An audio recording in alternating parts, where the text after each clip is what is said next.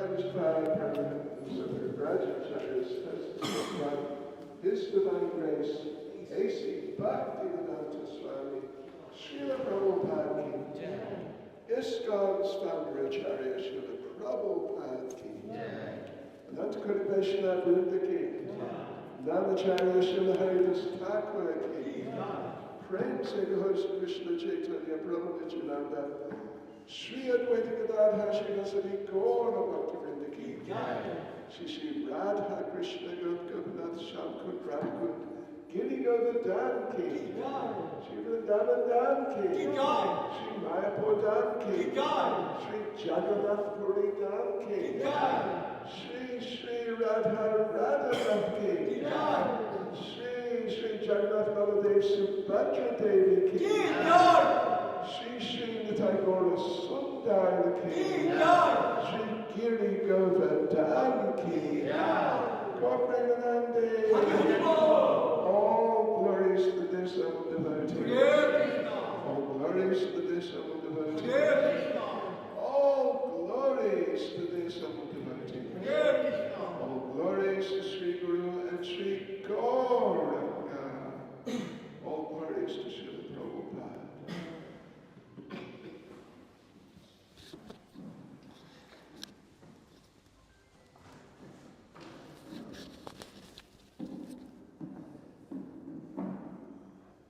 Hare Krishna, devotees of ISKCON Verulam, how nice to be here with you all. Oh, another one. This is from Radhe Mataji. From? Radhe Mataji. Oh, okay. Thank you so much. It's wonderful to be here with you all. It's been a long time for me. When was I last here? Before COVID, maybe. Oh gosh, sorry about that. This material world is a difficult place. Oh. Hare Krishna, and thank you all for attending our Monday Namahatta program. Mataji, are we having anything at that place? Sorry? Class. Oh, class, okay. So, we find that all the Brahmanas, the saints, the sages, including the demigods, were all glorified and offered respectful prayers to who? To Sukadeva Goswami. Sukadeva Goswami, the speaker of Srimad Bhagavatam, and this was spoken on the banks of the Ganges. You also find that the sages in the forest of Naimisharanya, they also glorified the speaker, and that was Sutta Goswami. Maharaj Yudhishthir, a great personality, he also glorified Vidur when Vidur returned from pilgrimage. So,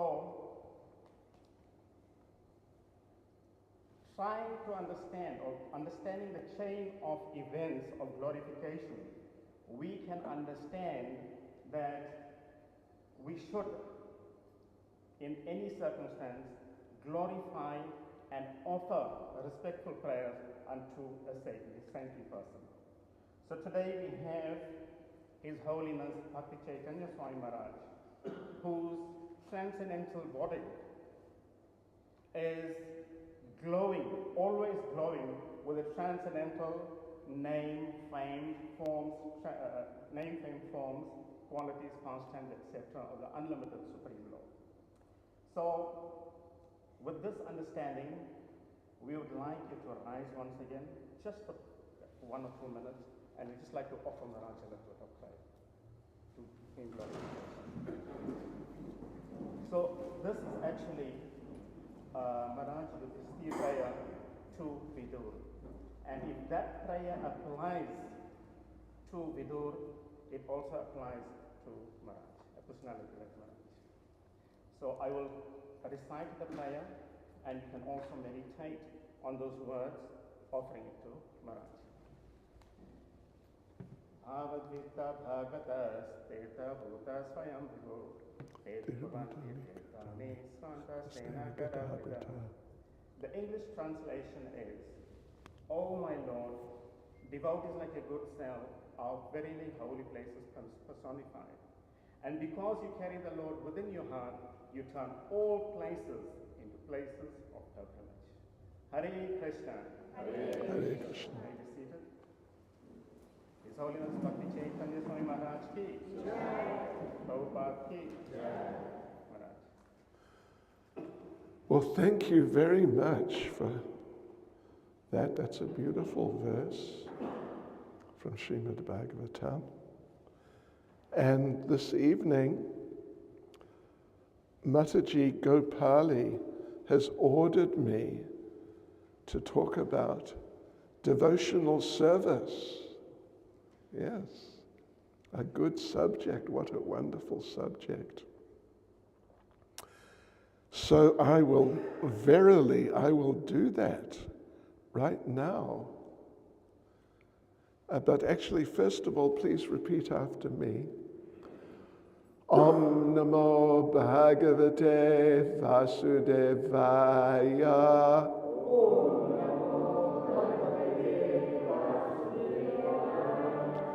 Om Namo Bhagavate Vasudevaya.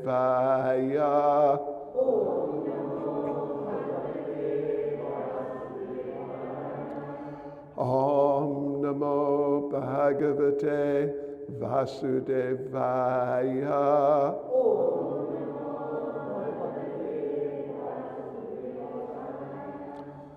So, devotees, this evening I'm going to read from Bhagavad Gita as it is, translation and commentary by His Divine Grace, A.C. Bhaktivedanta Swami Prabhupada, and I will read from the 11th chapter, which is titled The Universal Form. And I will read verse 54, which is a particularly important verse about devotional service. So Lord Krishna says, Bhaktya tvananyaya shakya ahamevam vidorjuna gyatum drashtum chatatvena praveshtum cha parantapa. Translation, my dear Arjuna, only by undivided devotional service can I be understood as I am, standing before you, and can thus be seen directly. Only in this way can you enter into the mysteries of my understanding. Yes, so there is a fairly lengthy purport, actually. I won't read the whole thing, but I'll read a paragraph or two. Let's see how it goes. Srila Prabhupada says, Krishna can be understood only by the process of undivided devotional service. He explicitly explains this in this verse, so that unauthorized commentators who try to understand Bhagavad Gita by the speculative process will know that they're simply wasting their time. No one can understand Krishna or how he came from parents in a four-handed form and at once changed himself into a two-handed form. These things are very difficult to understand by study of the Vedas or by philosophical speculation. Therefore, it is clearly stated here that no one can see him or enter into understanding of these matters. Those who, however, are very experienced students of Vedic literature can learn about him from the Vedic literature in so many ways. There are so many rules and regulations, and if one at all wants to understand Krishna, he must follow the regulative principles described in the authoritative literature. One can perform penance in accordance with those principles. For example, to undergo serious penances, one may observe fasting on Janmashtami, the day on which Krishna appeared, and on the 2 days of Ekadasi, the 11th day after the new moon and the 11th day after the full moon. As far as charity is concerned, it is plain that charity should be given to the devotees of Krishna who are engaged in his devotional service to spread the Krishna philosophy or Krishna consciousness throughout the world. Krishna consciousness is a benediction to humanity.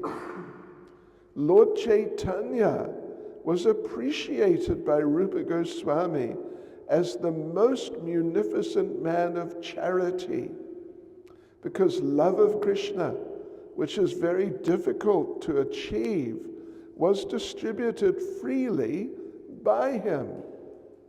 So if one gives some amount of his money to persons involved in distributing Krishna consciousness, that charity given to spread Krishna consciousness is the greatest charity in the world. And if one worships as prescribed in the temple, in the temples in India, there's always some statue, usually of Vishnu or Krishna. So that is a chance to progress by offering worship and respect to the Supreme Personality of Godhead.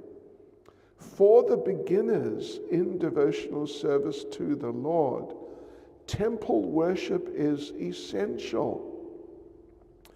And this is confirmed in the Vedic literature, Shvedashvata Upanishad, chapter 6, verse 23.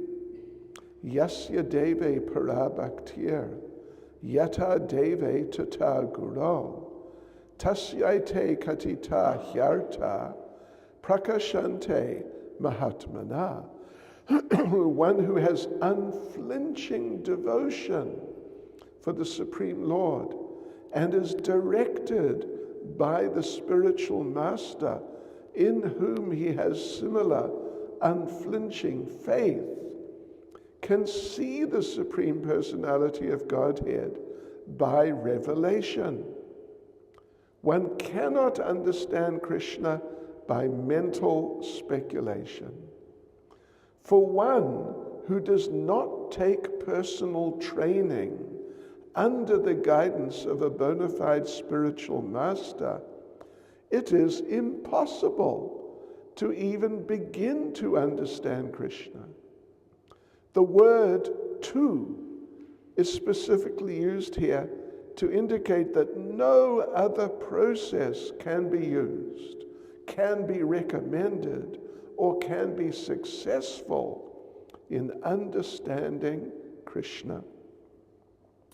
Well, as I said, there's plenty more.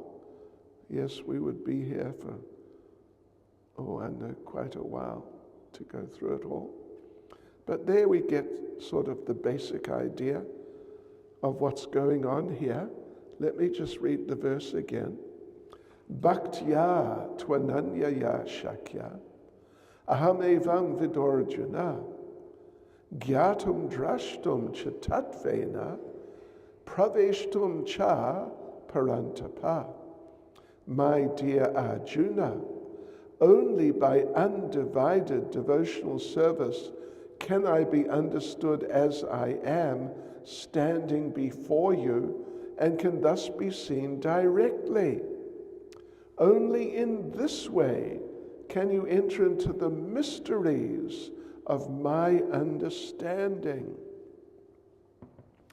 Nama Om Vishnupadaya Krishna Prestaya Bhutale Shrimati Bhakti Vedanta Swaminiti Namane Namaste Saraswati Devi Gauravani Pracharne Nirvishesha Shunyavadi Paschatya Deshatarne Sri Krishna Chaitanya Prabhu Nityananda Shri Advaita Gadadhar Shivasati Gaura Bhakta Vrinda Hare Krishna, Krishna Krishna, Hare Hare, Hare Rama, Rama Rama, Hare Hare. Vanchakalpatarubhyas chandubhya evacha, Patitanam bhavanebhyo Vaishnavebhyo Namo Namaha. This verse making it very clear, there's no other way to approach him, the Supreme Lord, other than through bhakti or devotion, devotional service. It's something we should all bear in mind. I remember actually when I first came to South Africa, 1980, January 1980, Parthasarathi Maharaj was doing the 10th campaign all over, including Verulam actually. Maybe some of you attended those programs here in Verulam. And then they would form groups. Now we call them Namahattas, generally, which means Nam means the names, and Hatta means like a marketplace, a place where the holy names are distributed. But back in those days, do you remember, those of you who were around in those days, what were they called? Service groups. You remember that? They were called service groups. Yes, which is nice, because it's just emphasizing the point that we must render service. We have to do something for Krishna. And of course, here in the purport, Srila Prabhupada mentions studying the Vedic literature, which is important, very important. But without studying the Vedic literature in a mood of devotion, if one just studies Bhagavad Gita even with a speculative type of mood, as many people do, trying to sort of explain things in tricky ways, word jugglery, Prabhupada would say. Even studying the Vedic literatures will not help. Actually, it won't help at all. But if you study with devotees, under the devotees, then in that mood of love, of bhakti, that will be very helpful. In Brahma Samhita, there's one very wonderful verse in this regard. Vedeshu durlabham adurlabham atma bhakto. Vedeshu means by studying the Vedas. Vedeshu durlabham. Durlabham means very difficult. Note the prefix, the first syllable, dur. Dur means very difficult or very distant. Yeah. Like Durga. We're all familiar with Durga. Dur, again, means very difficult. That her world, this material world, Durga. Dur meaning very difficult, and ga is the root form of the verb which means to go. Yeah. Durgami, I go. Durgasi, you go. Durgati, he, she, or it goes. So Durga literally means that person from whose world, this material world, it's very difficult to go.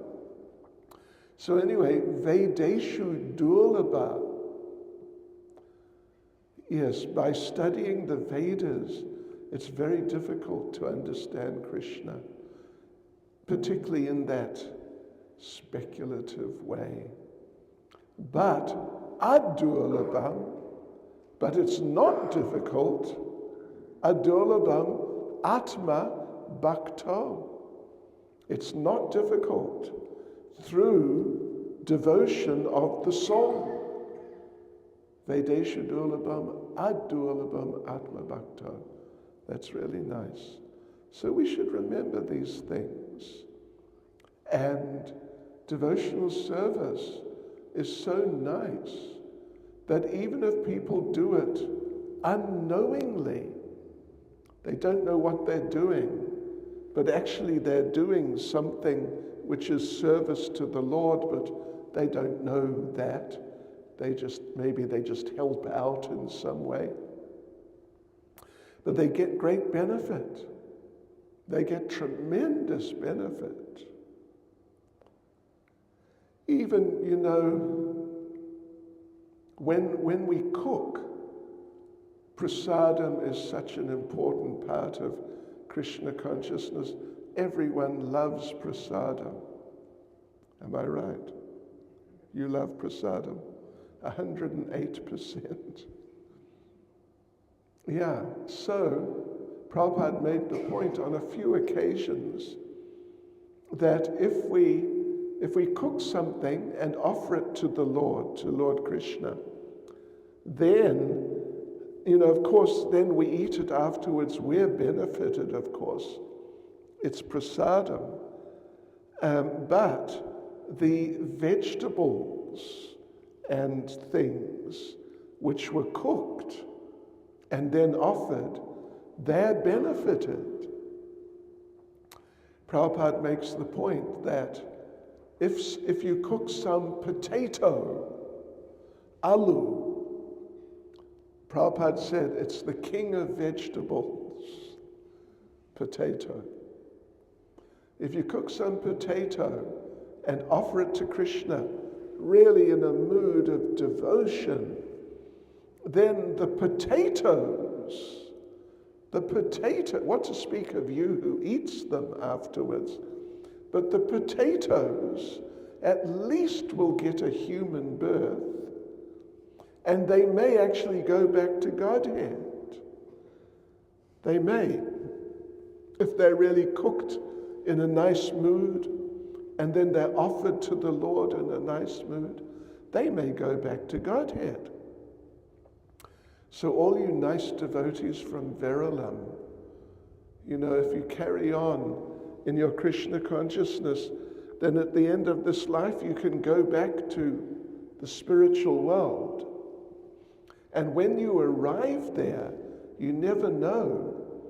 You may meet someone at the entranceway or just there somewhere, and that person says, "You remember me?"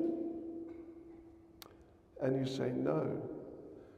And that person says, "I was that potato that you ate at the Verulam Namahatta on the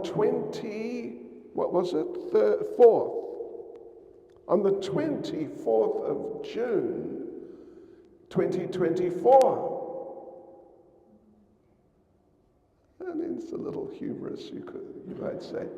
But actually it's true. Actually it's true.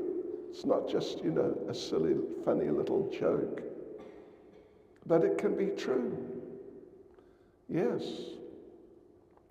Because devotion, the potato had no devotion, but the potato was cooked in a mood of devotion and then offered in a mood of devotion. And then we ate it, hopefully in a mood of devotion. So it's extremely good for us, spiritually, but it's also good for the potatoes and whatever else is cooked and offered. Because devotion is so powerful. I mean, devotion, just something which is done for Krishna, even unknowingly, like in the case of the vegetables. or the rice and so on.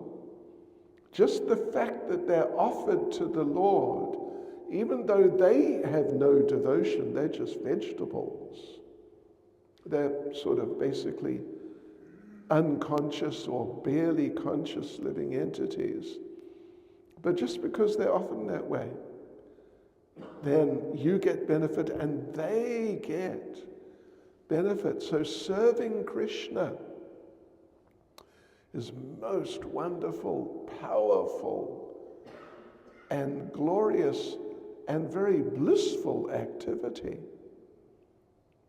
And one of Srila Prabhupada actually, Srila Prabhupada gave a class once on Bhagavad Gita, chapter 2, verse 40. Neha bikramanasosti pratyavaya navijate, swalpamapyasya dharmasya, trayate mahato bhayat. Famous verse, chapter 2, verse 40, that in this endeavor there's no loss or diminution. Diminution means like reduction. And even just a little advancement in it, in Krishna consciousness, can save you from the most dangerous type of fear, which is to take birth in an animal species. So anyway, Prabhupada gave a class on that.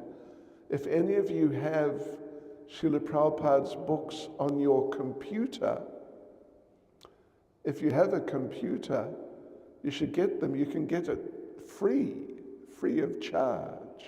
Just download it. Why not? That's what I read from here right now. And then you can look up this class Prabhupada gave on that verse, chapter 2, verse 40. And Prabhupada tells a little story there. Just listen to this. That in India, way back in the distant past, in one temple, there was a mouse living.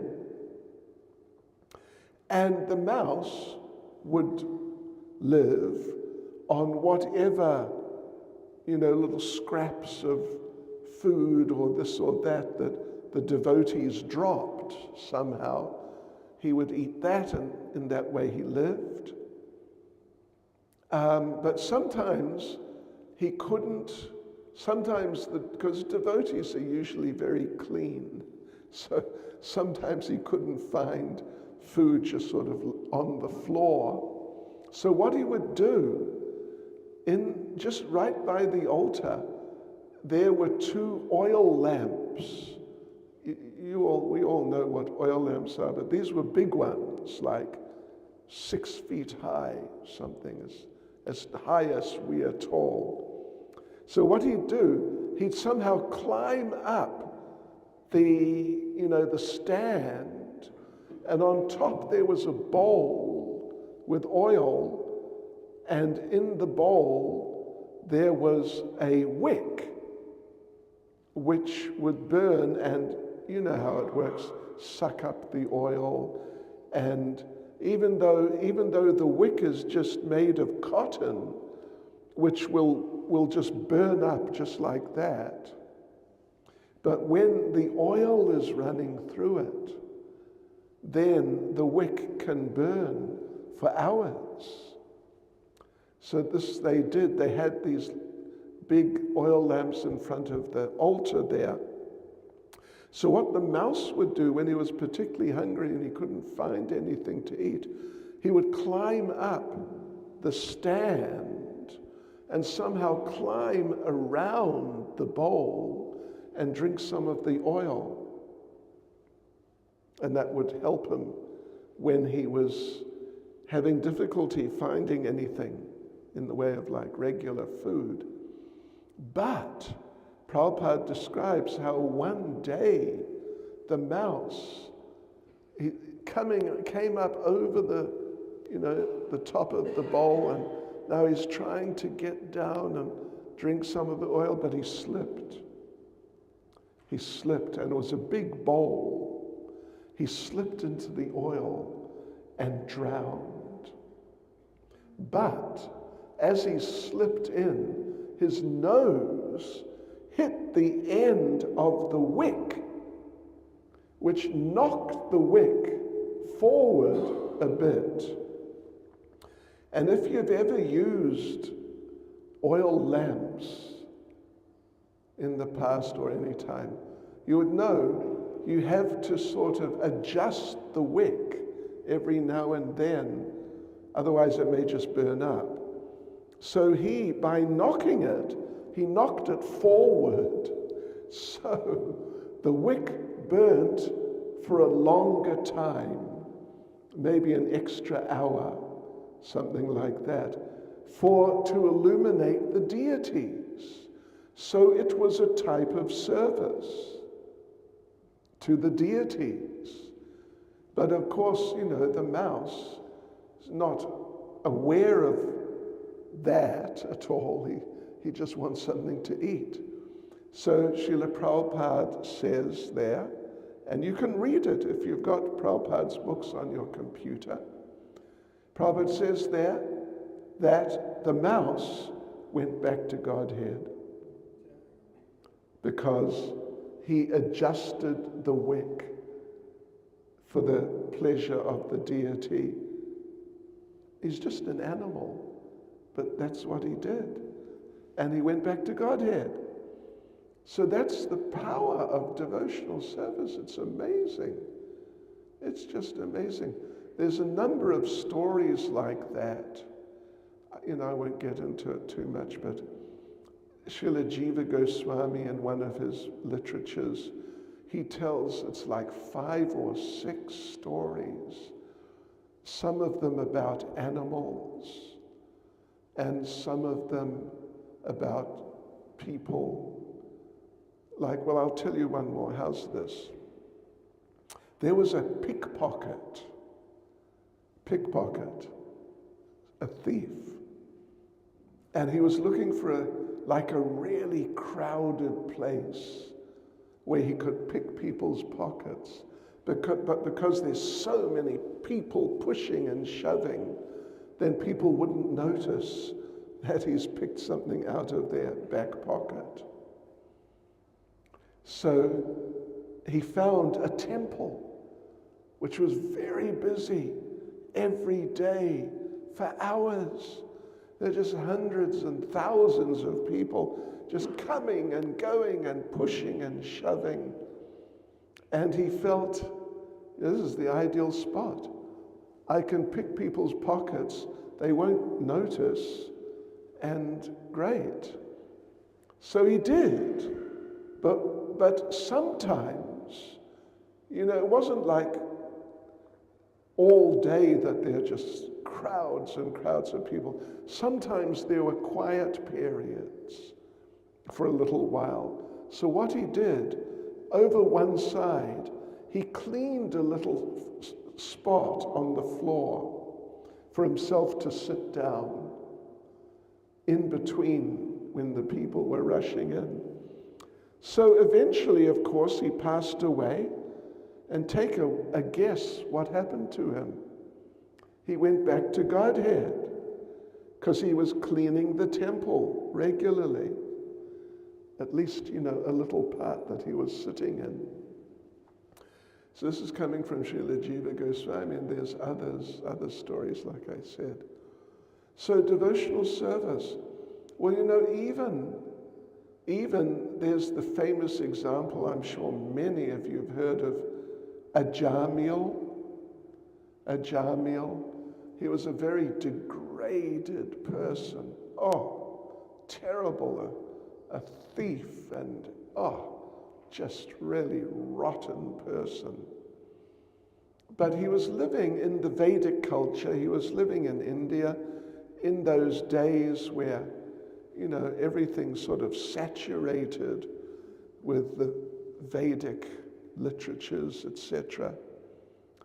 And he and his wife, who was also a degraded person, quite late in their lives, they gave birth to a son, and they named the son Narayan.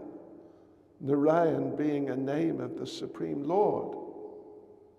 And they didn't name the son Narayan because it's a name of the Lord.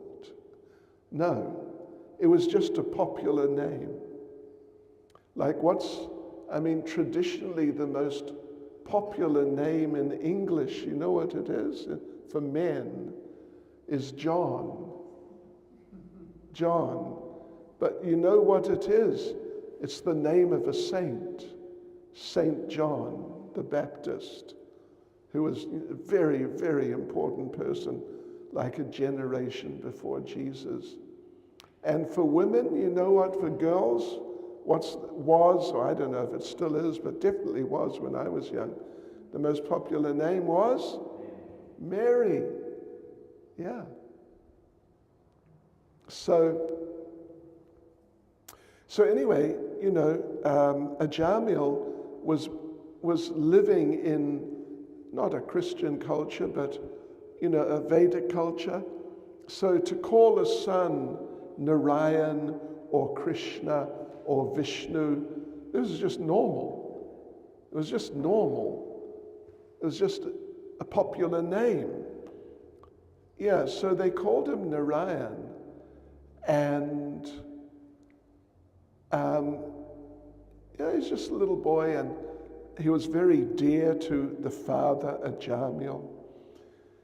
When Narayan was 5, Ajamil reached the point of dying. He was just about to die, and he was just, fading away. And who should come but the Yamadutas, the messengers of Lord Yamaraj, and they're really fearsome looking people, just bizarre, dramatic looking, and really like vicious, powerful people. And they drag the souls of the sinful people out of their bodies. So the Yamadutas came to drag the soul of Ajamil out of his body, just because his death is just coming, like in the next few minutes. And Ajamil, when he saw these Yamadutas, they look horrific, he didn't know what to do. He became desperate. And somehow he got the idea to call for his son, Narayan, who was only 5 years old at the time. And what a 5-year-old child is going to do against a gang of Yamadutas, don't ask me. But that's all he could think of doing. So he just called out, Narayan, Narayan, help me, help, meaning his son, although it was the name of the Lord, of course. And then the Vishnu Dutas, representatives of the Supreme Lord Vishnu, they came and they stopped the Yamadutas. They said, you cannot take him. And they said, but he lived so sinfully. That's what we do. We take sinful people. But the Vishnu Dutas said, no. He was chanting the name of the Supreme Lord. He's liberated. You can't take him. Leave him. So they left him. They left him. I mean, it's a bit of a long story, but anyway, they left him. And eventually he went back to Godhead.